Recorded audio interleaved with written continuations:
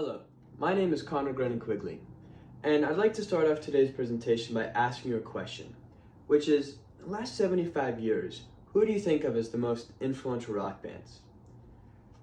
Two bands may come to mind, such as the Rolling Stones or the Beatles, but what if I told you that there's a band seldom talked about and just as influential, if not more, than those two? Today, I present to you the Velvet Underground.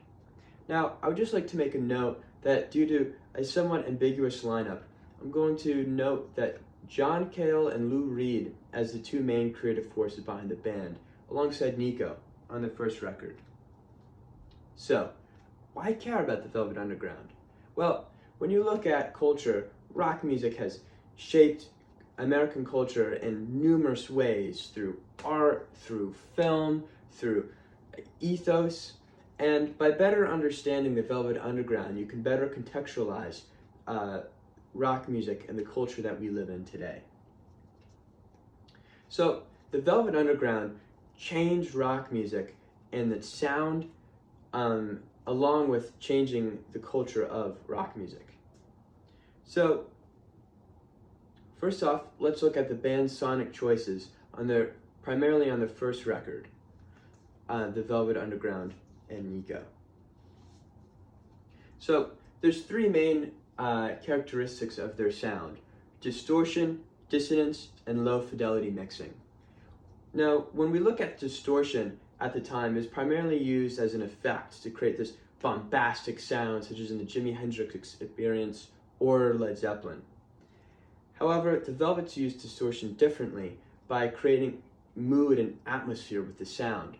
And this mood and atmosphere was exaggerated with their use of dissonance, which is pairing two chords that don't go together right after one another. And this created a challenging and sound full of friction and harshness, which really all came together in their low fidelity mixing. Lou Reed mentioned in a 1989 interview that Andy Warhol, the producer of their first record, really didn't know much about the album and really just sat there and said, "Oh yeah, that's fantastic." So now that we have a grasp on the sound of the band, let's look into their vocal style and the lyrics. Now, Lou Reed was primarily the lyricist and the singer for the band, and his vocal style of using almost poetic talk-like singing broke new grounds in rock and roll, and his lyrics pushed new boundaries of what was acceptable to talk about. So his story-driven lyrical style influenced numerous genres such as post-punk, influencing bands such as Joy Division and even more recent bands such as Black Country New Road. Lucy Harbin writes that in Black Country New Road, the lead singer Isaac Wood has brought Reed's legacy into the band with his deep, dark vocal style, singing storytelling lyrics with a voice that's at once gritty and rich, and it is undeniable that the band has paid homage to the icon. So now let's talk about the lyrical content. Lou Reed talked about homosexuality and drug abuse, which was uncommon at the time, and you can even make an argument is uncommon now. Such songs such as Heroin paint this vivid scene of Lou Reed's experience of injecting heroin and the euphoric highs it gives him, but also dealing with the lows of being a drug addict. In another infamous song, Sister Ray, Lou Reed talks about how in an interview the meaning of the song. And he says, quote, "I like to think of Sister Ray as a transvestite smack dealer," unquote. And then he goes into the scene of the song and the story of the song saying, quote, "The situation is about drag queens taking sailors home and having an orgy when police arrive," unquote. This subject matter in the story is shocking even today's standards, and goes to show the boundaries that Lou Reed and the band pushed. And I would also like to note that even on more melodic songs such as Sunday Morning, Lou Reed still tackles with the difficulties of humanity, talking about the pains of growing older. Again, showing that rebellious nature to talk about the darker aspects of humanity.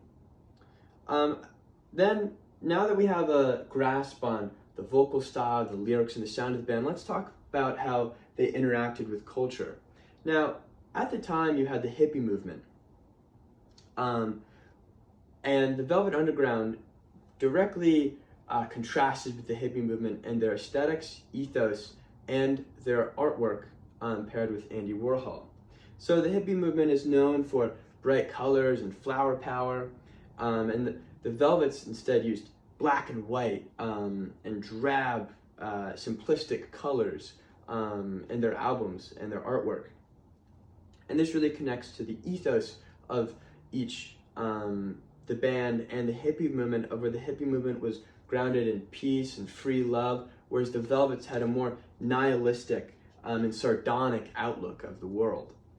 And this even extended in their difference in performances, where the Velvet Underground were deeply rooted in the New York art scene, whereas, the hippie movement had big, large festivals, and you can even see how their part in the New York art scene limited their commercial viability, as talked about by music critic Ellen Willis. Quote, "The band was overly intellectual, stylized, and distanced to be commercial," unquote.